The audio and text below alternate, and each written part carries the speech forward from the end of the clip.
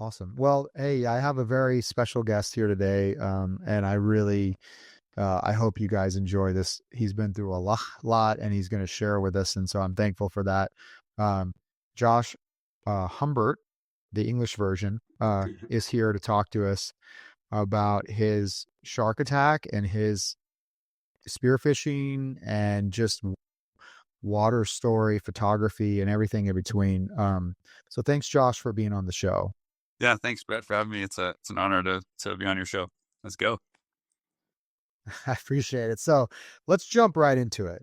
The shark attack. What happened? Give me the place, like what happened. I mean, I've seen your video and you pretty much tell the story, but there's been a lot kind of unhappening since then. So give us background and Okay. tell us about the shark attack. If anyone wants to see it, it's on my Instagram at Josh Humbert. Um, and basically, I was at my pearl farm, which is in Ahe. We're here in French Polynesia. Ahe is the northwesternmost atoll in the Tuamotus.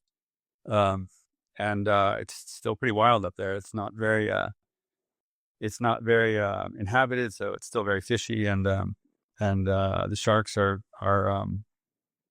probably more activated there than anywhere on the planet, as far as I can tell from being in the spearfishing community for so many years. I hear stories of other places, and everyone seems to kind of say like, yeah, there's as many sharks in other places, but they're the most the most I guess aggressive in where we are than just about anywhere.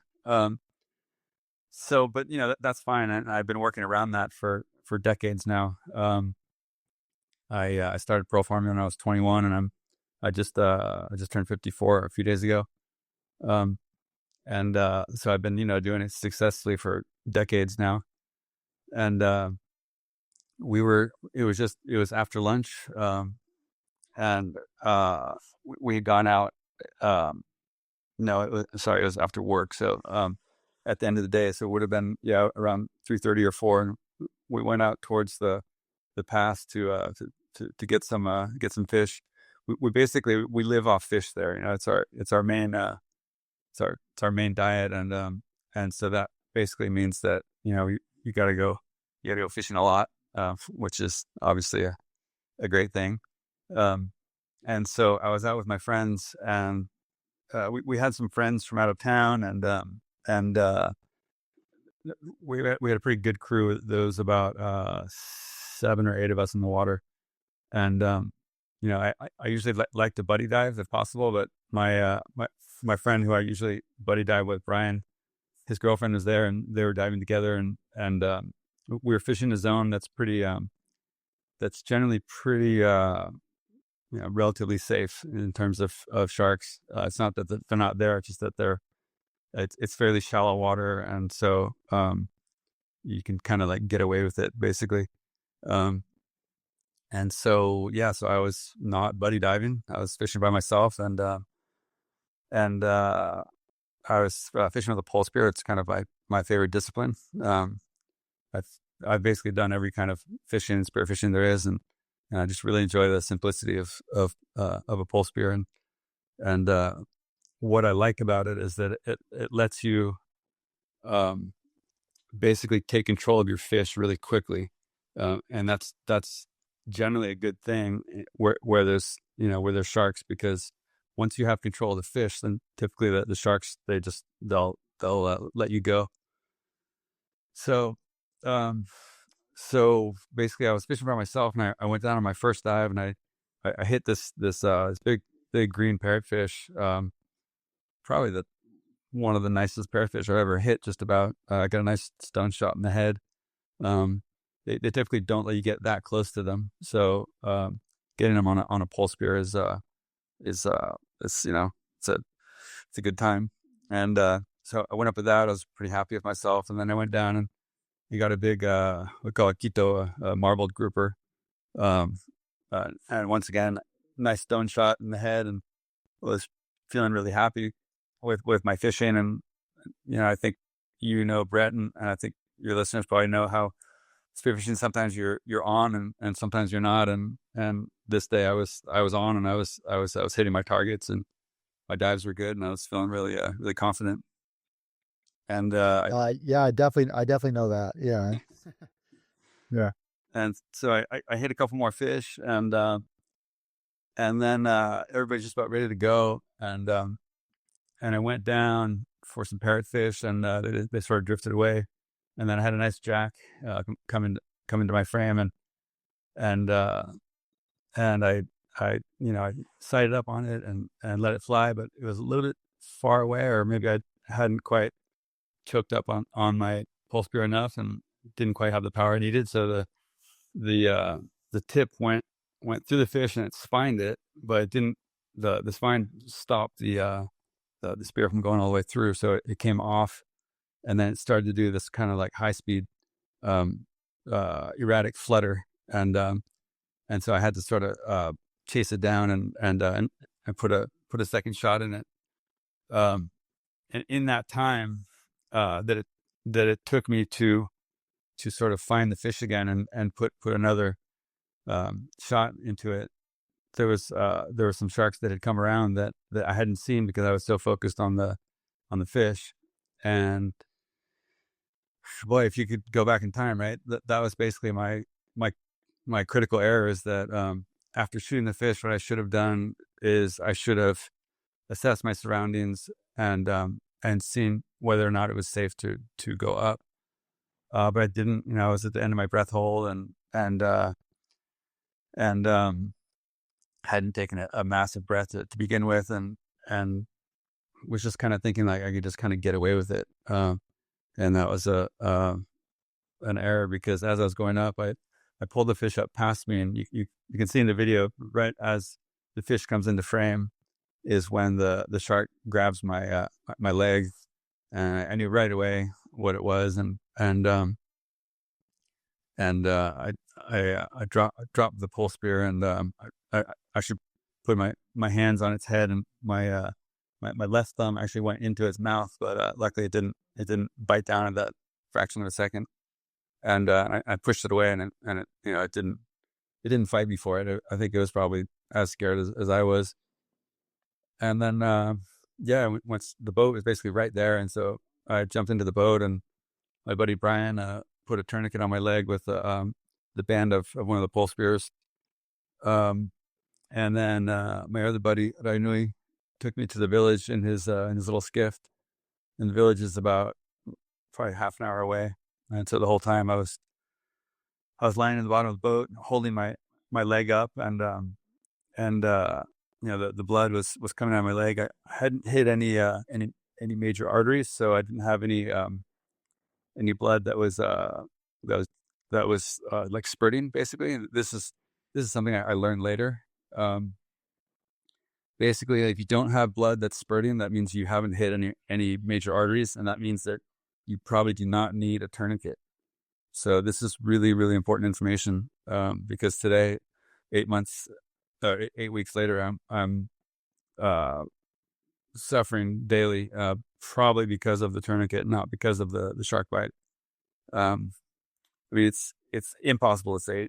It could be a shark bite, it could be both, but there's no question that the tourniquet did me quite a bit of damage. So then we got to the village, and when we got there, I was lying in a pool of my own blood, and I had like the coagulated blood on my arms that were holding my leg up with. And I got there, and the nurse wasn't there. She was away in Tahiti, taking other courses to up her nurse status, or to keep it to maintain it or whatever. And so there was a girl there that was filling in for her, but she didn't have any proper training, and she had done a little bit of nursey kind of stuff in the Army, but she had very, very basic notions, probably as basic as my own.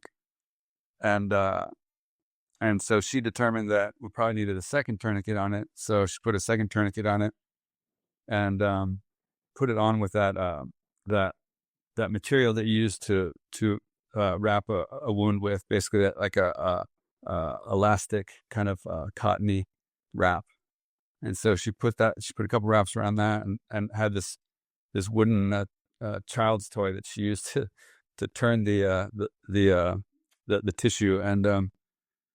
And boy, man, as soon as she did that, the pain level, which was at 9, went to like, out of 10, went to 15. And yeah. I was gonna say that, because I've done quite a bit of training for the tourniquet stuff, and, Okay.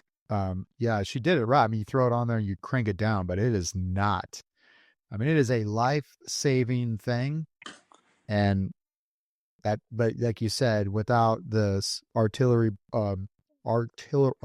me, Artery. artery There you go. cut, thank you, bleeding everywhere because it'll be squirting out, like you said, and you're gonna bleed to death if you don't close that up. But Yeah. no, this is part of the reason why I'm glad you're sharing this because people don't think about this. Yeah. Well, so to be fair, and in her defense, and in my own defense, because she wasn't making the decision in a void.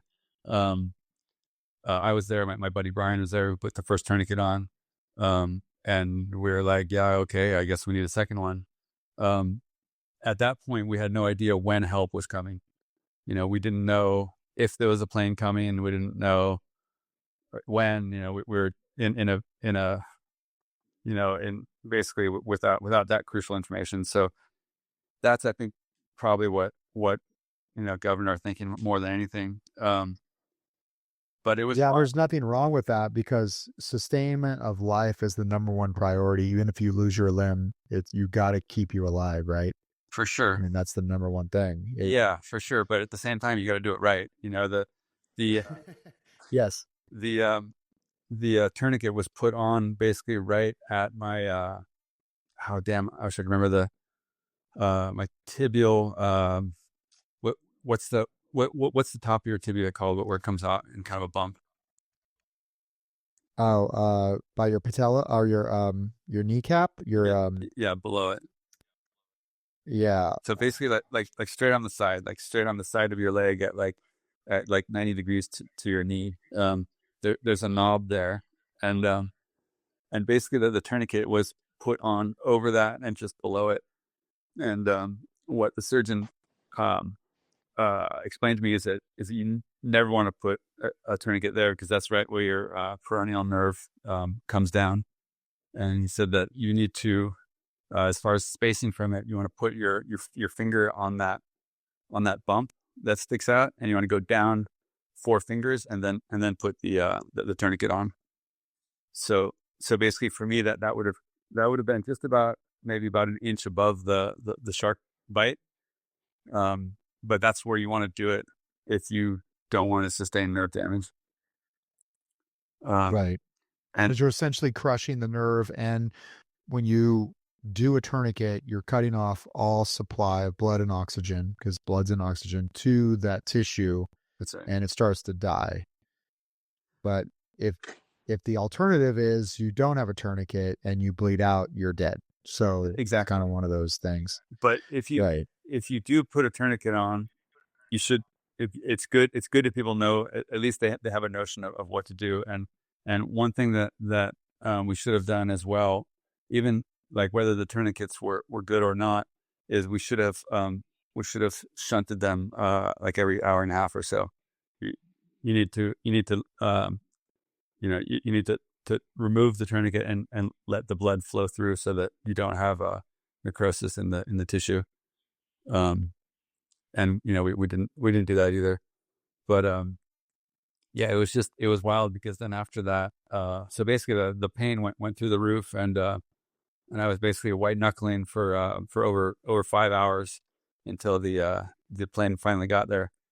It was it was just wild because I felt like if I passed out, I would probably not wake up. And I don't know if I was right in that or not, but that was my instinct. And so I spent the 5 hours just trying to control my breathing. I kept kind of hyperventilating, and then I would focus on my breath and bring the breathing down, and I just did that over and over and over on repeat for 5 hours. So yeah, it's definitely not a scene I want to revisit anytime soon.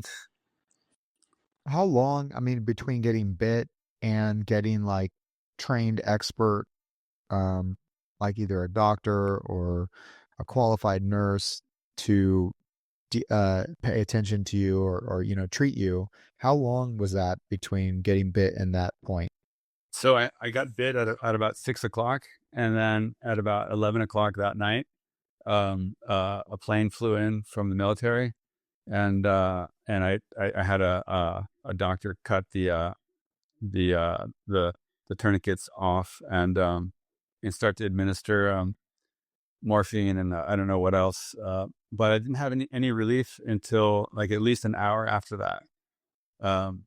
Everybody before I got on the plane was saying, "Oh, as soon as you get on the plane, they're going to stick that needle in you, and you're going to be off to La La Land." Well, the pain was so intense that it didn't happen, I had no significant change in the amount of pain for at least an hour after getting on the plane. So yeah, so I guess to answer your question, about 5 hours, but the plane picked me up, and then about an hour and a half later, I was in Tahiti, and then I was in the hospital there, and then I was operated on about 24 hours later. But Yeah, and that's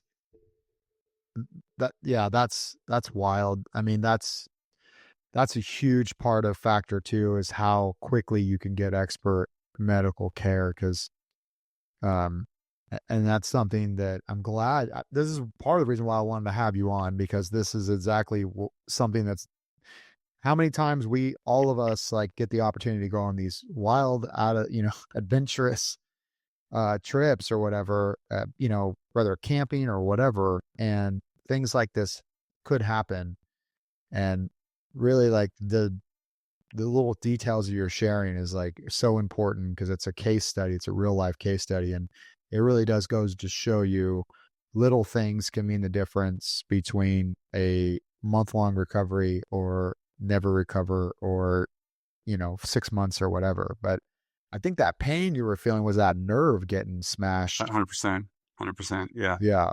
yeah, and like even now, like it's been 8 weeks, and I have 24/7 chronic and intense pain. I'm on pain meds all the time, every minute of the day. I'm on pain meds. And like so, yeah, so basically what I'd like to do is kind of recap like the takeaways that I want people to go away with after they listen to this. Um, for me, the number one thing is dive with a buddy. If I had been diving with someone else, they would have gone down as I was coming up. They would have pushed the shark away as the shark was coming up towards me. It it never would have happened. 100%. Like I would be totally fine. Um, okay, so imagine you don't have a buddy, which is often the case for me. Like a lot of times, I don't have anyone, and I have to get fish because that's what we eat, and I fish by myself. Um, if that's what you do, then you be hyper aware of your surroundings. You never think that you can get away with being negligent as far as looking what's going on around you. So just never let your guard down. Never let complacency creep in because that's what got me was complacency. And if it does happen and you have a horrible thing to deal with and you have a tourniquet to put on your lower leg, we'll put it on the right place and don't put it on your right on top of your peroneal nerve. So learn where your nerve is, and it's pretty easy. It's right on the side of your leg, and it's just a few inches down from the knob on the side of your leg, and don't put it there. So I guess those are the three main things I really wanted to impart to the listeners out there. Yeah, especially in your area where I've heard around that area too, and I know from my own experiences in the Micronesia, you before you pull the trigger, you really got to make sure you're well aware of your surroundings as you're diving down. And when you pull the trigger, like they just come out of the woodwork, Mhm. sharks, and it's not like it's incredible because people think of the dangers of sharks like the great whites and all that stuff, but realistically, gray reef sharks, black tips, whatever, white tips, silver tips, gray, like those things, they have razor sharp teeth and they just get there's just so many of them, and they get fired up as they shoot, and they do, and they like I have stories of my friends taking a shark nose to the chest because he shot a rainbow runner, and the rainbow runner ran towards him, Wow. and the shark was coming at him, and fortunately he didn't get bit. The thing ran into him and then chased off the rainbow runner and then ate it. But like it really does reassure to me when I was diving growing up here in California, we don't have that many sharks, but diving in the tropics with them is like they don't really care about you. They just want that fish, but they are balls out 100% going for that fish. And you Yeah. just don't want to be, yeah, in the, like your situation just happens. Yeah. Yeah. And Did you get bit on the thumb too? I saw like in your video, it looked like you almost got bit on the thumb. no, so somehow I was able to pull it out before it actually chomped down. But yeah, I fully had my thumb in its mouth. So I got really lucky. I got all my digits. Um, yeah. That's wild. Um, wild. So, Did you go ahead? I was just gonna say, so as far as like a general recap, we're actually exactly 8 weeks out. Today had happened 8 weeks ago this evening, and I've got my leg gets all healed up really nice. It's nice and closed up, but I have this chronic nerve pain, and I have no ability to lift my foot. I have kind of a dead foot at the end of my leg. The doctors say that I just need to give it time and that it should come back. Maybe in 8-9 months, maybe a year. So anyway, I do swim every day. I think that's been a big part of my recovery so far. I swim in the ocean. That's been as therapeutic as you can imagine it would be. Yeah, I was gonna say, the pain that you're having, is that actually a good thing? Because it's showing that you're regrowing, the nerve is, like, healing, but it's just I don't know if anybody here has ever had nerve pain before, but it's crippling. Like, I had it with my back and ended up having surgery, but, it's such a weird type of pain, nerve pain. Yeah, yeah. It's just to answer your question that people don't seem to really know. It's really mysterious, like what's going on. And I know that if I overdo it and if I'm up and about too much, I mean, basically I spend my days on lying in bed. And if I'm up and about too much, or if I swim too far, if I go too hard in any of the small ways that I can go hard, um, it like wakes up and hurts even more. So I'm always kind of like dialing back the amount of effort that I'm doing. But I don't know if I'm not sure if it's linked to healing or not, but I know that the more I move, the more I do things, the more it hurts. So obviously careful to not do too much. Yeah, so, what was some big worries? Were you worried about infection with a shark with animal bite? I mean, did they keep it open or how did they treat it? Did you know? Yeah, so it was really interesting. Being on Instagram, I had a number of people reach out to me, other shark attack victims, and this French guy who was here, who got bit here in Polynesia years ago. Um, Actually, I'm not even sure he's French. Might be Moroccan. He got bit, and basically the same thing as me. Gray reefs, got bit in the leg, and his leg healed up, and then it got infected after it healed up. And so you can imagine how scary that just the thought of that has been for me. Like the idea of having my leg like open back up, and um, anyway, that was the major concern until the wound healed. And now that the wound is healed, I don't feel so much in danger of that. It feels pretty solid. It feels good. I feel like I'm past the critical infection stage, but it was scary because the surgeon who worked on it, he said that he had seen necrotic tissue. He'd seen meat that had turned color, as he said in French, and just the thought of like rotten flesh inside my own legs, like closed up, is like, oh my god, pretty nightmarish. But my immune system is good, and I think think I'm out of the woods as far as that goes, and now I'm just waiting on the nerves to heal, which is a long slog. You know, they say nerves heal at 1 millimeter per day. So that's obviously not much, but at least it's something. At this point, I'm happy with anything. I look forward to the day where I can move my foot again. It's pretty humbling to not be able to move your foot and not be able to walk properly or walk really at all, because if I put too much weight on it, it hurts a lot. But yeah, I'm not complaining. It could have been a lot worse. 3 days after my accident, there was a guy here on the main island of Tahiti who got bit and lost his whole calf. So, you know, yeah, it could have been way worse. So it's good to reframe and know that there are things to be grateful for. Yeah, that's wild, man. That's so.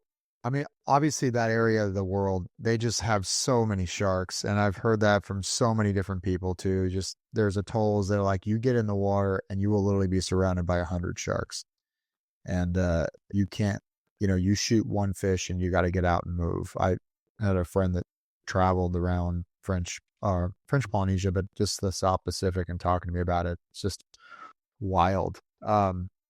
What uh what what fish are you typically hunting? Are you looking for the parrots for ceviche? Like, and you said marbled grouper, that sounds delicious. What are you guys typically looking for? And what pole spear do you use? Do you like, because I kind of love pole spearing too. Yeah, the guys that had Evolve have been hooking me up for a number of years. Evan at Evolve has been hooking me up, and he's been really good. I really like the stuff that they put out. Basically, as far as what we're hunting, if I have a good friend who's out there who's a strong diver, we'll go outside and hunt dogtooth, or possibly pelagics, or kind of the more the game type of fish. And if I don't have any good strong divers with me, or if we have a lot of people that we have to feed, and we don't want to run the risk of doing a bunch of spearing and not a lot of catching, then we'll target reef species like parrotfish and whatever kind of grouper or snapper, or just whatever we can find. Yeah. How many people live on the atoll? I think there's somewhere around 300 or so. Okay. But Well, that's it, man. we have our own kind of little zone. We're about 6 kilometers from the village, and we have our own little a couple links in the chain of the atoll. And we're lucky in that we're pretty close to the pass of the atoll, so we can get out to the open ocean, and for trolling or fishing for doggies or whatever on the outside. Yeah. And do you live there full time? I the last 5 or 6 years I've been there about 8 out of 12 months out of the year. Um, uh, we lived in Oregon, in Portland, Oregon, for about 10 years, but we've been back in Polynesia for about 4 years now or so. And so, yeah, I mean, I'm in Polynesia 100% of the time, but now I'm at we have a home on the main island in Chopo, at the very end of the road. And yeah, there's plenty of good spearfishing here too. It's not as good as the atolls, but yeah, it can be really fun. Yeah, I was in Tahiti in 2003 on a surf trip, and we were down at the end of the road there, parked actually in the pass up by kind of like we're a little bit more north, and then we just took the boat down to Tahiti. Yeah, I'm sorry, down to Chopo. Yeah. yeah. Um, I would have seen your boat out there. I was here full time, and surfing and diving at that time too. I would have for sure driven past your boat. That's pretty funny. yeah, it was a big, it was like a 48-foot Riviera, I believe. Okay. Yeah, and it was a heavier guy. I forgot his name. He was from LA, but he was the boat captain, and he was doing surf trips down there and Jamie. pretty cheap. Jamie probably. Jamie, yes, yeah, Jim's it's a yeah. small He's the only. Yeah, I know you know. That's why I said his name because he's the only guy that had like an F-250 or an F-350 in the island or something. island. Yeah. You see, do you know if he still lives down there or? Haven't seen him in a long time, so I don't know. I haven't Yeah, crossed with him. they they just stopped doing trips, I guess. But yeah, what an incredible, beautiful place. I actually hit the reef like the first day or something like that. Second day, hit and tore the ligaments in my ankle. So for like 2 days, I just swam around there just to keep it loose and ended up being able to surf the rest of the time too. But um, yeah, it was just swimming around there. You know how it is. I mean, you're talking about this is what I want to talk about. You're talking about just swimming in the ocean. Yep. It's just so therapeutic, Yep. even just to be in that warm, clear water. Um, Truly incredible. And I remember sitting at, I think it was Chopu or um, maybe it was the right on the other side of it, and just staring, and then all of a sudden a humpback, they're just right there, just like breathe right in front of us. And I was like, Nice. man, this place is wild, you know, just Yeah. incredible. Yeah. Um, I did a little spearing when I was swimming around, but it was pretty picked out actually. Like it was, Super um, picked over. Yeah. yeah, yeah. Yeah. It's Um, really hard to get fish here. You have to be willing to dive deep, stay a long time, and also go real early. You know, the timing is important. yeah. How deep do you guys typically dive? I mean, I've heard stories from the Tahitian team, 100 plus feet.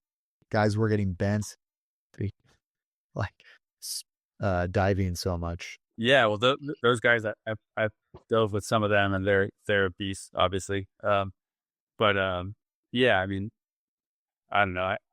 I don't think that you need to go a whole lot deeper than 20-25 meters or so to get really good fish. Um, and that's basically like, you might go deeper if you need to, but that's, you're going to get all the fish that you want at around those depths. Yeah, I was found in Guam's the same way. It's like 60 feet. It starts 50 feet. You might get lucky if you just put your time in, but really it's timing, hunting, and then it's so clear they all see you. The parrots are so weary, Yeah. um, you know, but I feel like the first 3 months you're there, I was there, you're learning how to hunt all over again in that place. And then I've heard similar stories about Tahiti and things like that. So yeah, sounds familiar. Yeah. Yeah, it's still really fun though. It's funny, people are like, "Oh, do you even like to fish when you're at Tahiti?" And I like it as much, sometimes even more, because it's like it's harder, and it's like when you get a fish, it's that much sweeter. And there's also species here that we don't have much of up in the Tuamotus. Like there's this one kind of a jack called a Altea. I think it's a brassy jack in English, if I'm not mistaken, and it's delicious, and we just don't really. They exist up there, but they're really, really rare. And here they're much more common, and they're just really, really nice eating, real tasty. And like here, you can get dogtooth right off the beach sometimes, right here in the main village, at the right time of the year when the bait fish are in. And boy, there's a few things more fun than coming up off the main beach and in the middle of this town with a big fish on your shoulder. Um, I don't know. It sounds kind of vain, but it's just yeah, it can be really fun. That doesn't sound vain at all to me. I totally, it's like that. You just feel it's such a reward where it's you put your time in, and people, people especially on those islands, they really appreciate.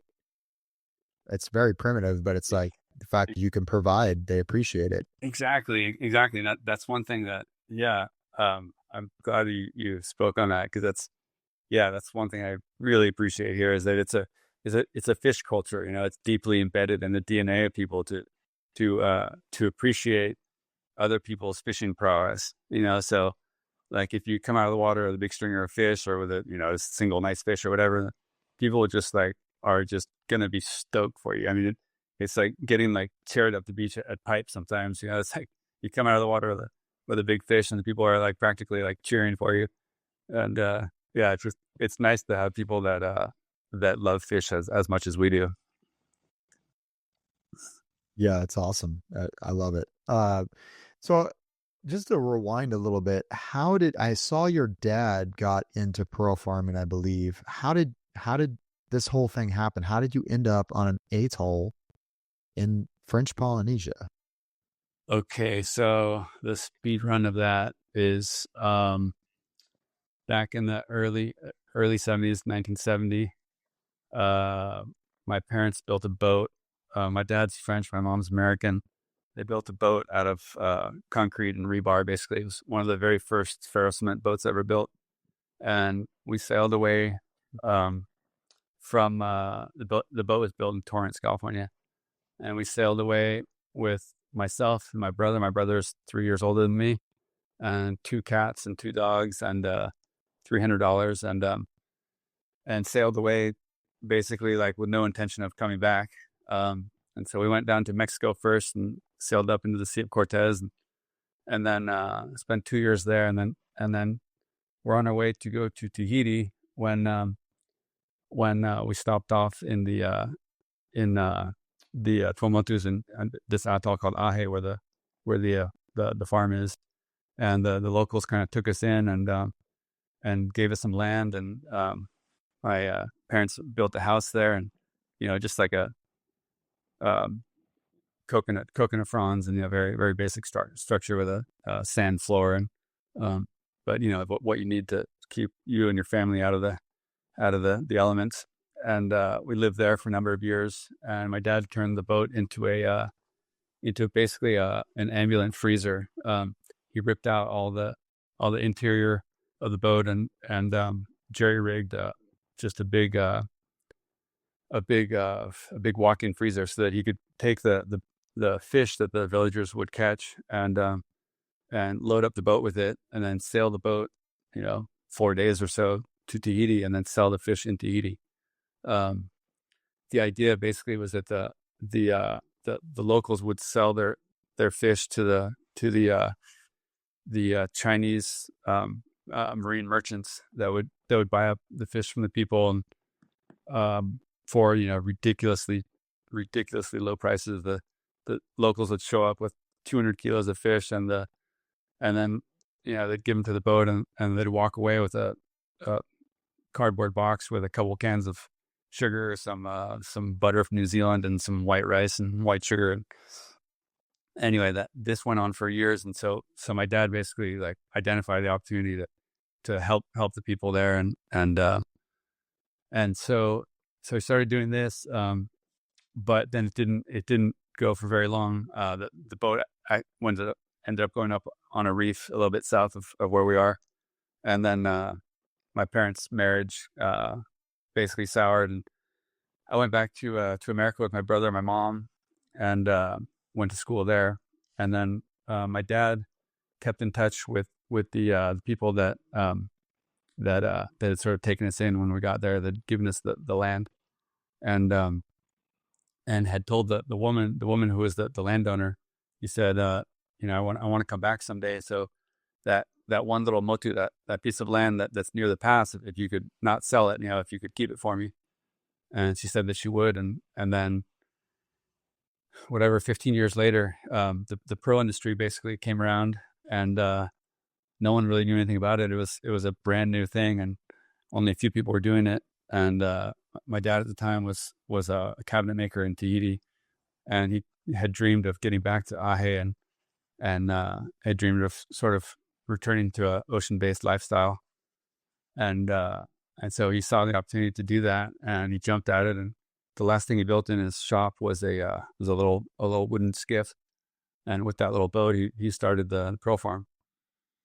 And so that was 1990. And then I went to visit him in the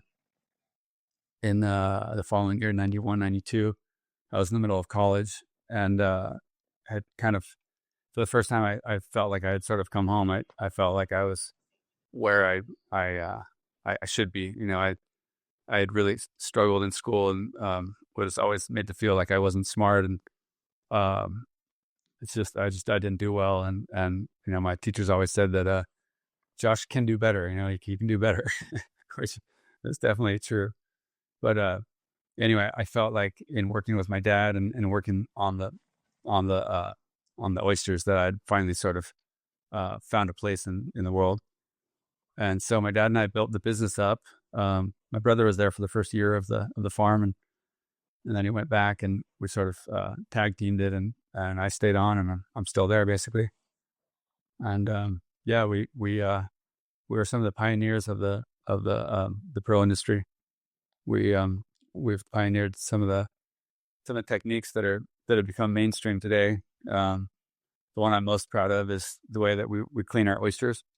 We bring them into the shallow zones where there's lots of fish, and the fish clean the oysters off. And what that does is it expands the local fish populations, and it basically allows our work to be regenerative. We're helping the lagoon sort of bounce back from effects of overfishing, and yeah, it's pretty exciting. It's pretty exciting when you can identify a way in which you can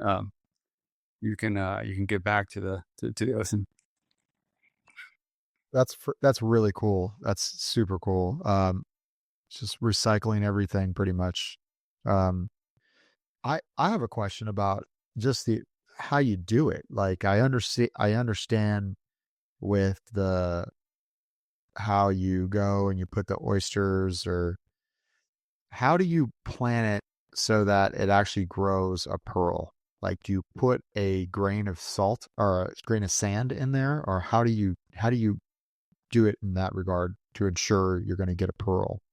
So it's called pearl culture, and basically what we're doing is we're implanting a nucleus. It's basically like a little marble made out of shell, and that gets implanted into the body of a host oyster, along with a piece of tissue, and the tissue comes from the mantle of a donor oyster, and the mantle is the organ that secretes the shell. So basically what we're doing is a skin graft. We're taking cells that produce shell from one oyster, and we're putting them inside another oyster on top of a nucleus, and then those cells will then cover the nucleus and deposit shell on it. Does that make sense? Yeah, that makes sense. You do this underwater, or you just pull them out, No, do it on the boat, and put them back in? no, it's a desk job basically. I'm like sitting on my ass all day, and I have someone bring me trays full of oysters, and I open them out real carefully and implant the oyster, and then a year later or so I extract the pearl, and that's we've actually filmed that process, and have because of that simple little process, we've been able to basically develop our retail business, and have a business that's worked really well. It's only been in the last Yeah, I saw you had an online store. Yeah, in yeah 2010 you started that. Yeah. yeah yeah. We started in 2010, but it didn't really start to catch fire until around COVID. My son got us going on TikTok, and for whatever people might think about TikTok, it's it's also a very powerful platform for just organically growing any kind of business. If you put good content out there. Well, it's funny that we're talking about this, and tomorrow it might be banned forever. Um, but what it did for us is it allowed us to basically get our message out to millions of people worldwide, and that bled over onto Instagram, and then onto YouTube, and basically on all the socials. We've had really good success, and that's resulted in enough sales in our store to float our business. So that's been really gratifying, I guess, to have that. Very Yeah, very cool. I actually heard right before our podcast, right before we met, I was walking in the house and trying to hurry up, and I heard that uh, our next president, might have changed his mind on TikTok. Okay. So, hope I think my daughter about had a heart attack. So, yeah, I don't know. Apparently, it might have changed his mind. I don't know, but yeah. How many do you have a big following on TikTok as well? Yeah, we have 1.6 million on TikTok, and Wow. yeah, and same with YouTube. We have 1.6 million on YouTube, and Instagram. I think we're at 730 or something like that. 730K. So you did that all during COVID. You just like push it and went for it. You said your son or Yeah, so we started it. He started the channel, and then I basically like ran with it for the first year or so, and he kind of picked it back up, and he's really kind of innovated, and it's really, he's been studying just what makes things go viral, and he's really done a deep dive into the whole thing, and now he's kind of taken it all on himself, and he's making a good living for himself, just making videos. But yeah, it was really like, it was during COVID that it blew up, and then it bled over onto the other platforms. People were asking us if we were elsewhere and whatnot, and then they would look for us in other places, and then we had viral success and on those other platforms too. But it all started thanks to TikTok. So it's not that's incredible. teenage girls dancing, believe it or not. No, I understand. I have like I had 250,000 followers on TikTok at some point, and but um so what is your TikTok channel or your Instagram handle? Just I mean, I guess I know your Instagram handle. Well, what is it? So I have a personal Instagram, Josh Humbert, and I have a TikTok as well. I think that's real Josh Humbert, but I'm not ever there. But the one that might be more interesting for your listeners is the Kamoka Pearl one, Kamoka Pearl, Pearl. Very cool. Yeah, Yeah, no, I'll have to check it out when we get off. That's a huge following. Good for you guys, man, and good for him. yeah. You got to be proud of him for that, Yeah, honestly. he's a smart kid. Because people don't realize too with this whole thing, you have to be consistent, and it is work. Yeah, Yeah. And especially like with I think like TikTok and just Instagram, like you have to post all the time. So you have to make content all the time. And yeah, you know, I think if you got it where you live, like where you live, it's something you're living and breathing every day. It's you can make content. It's a little harder in other places, but if this is your life, I mean, film it. yeah, for sure. Pretty cool. Very cool. Yeah, and I mean, it was neat for us to see that what we are doing was interesting to people. People responded and were like, "Hey, this is cool," and we want to know more. We want to see what you're doing. So that was just kind of nice to connect, I guess. Yeah. Well, I mean, this is great. I really do appreciate you taking the time to share your story about the shark bite and all of that. And man, is there anything else you want to share? Anything else about your photography? I know you do a lot of photography. I saw the conservation stuff. I saw the civil engineering photography that you did. Um, Pretty incredible. I appreciate it. Not really. I mean, I've been shooting for Nat Geo for I guess 14 years or so, 12, 13 years. Let's see, since 13 years, since 2012. But my time nowadays is mostly just with pro farming and yeah, focusing on that.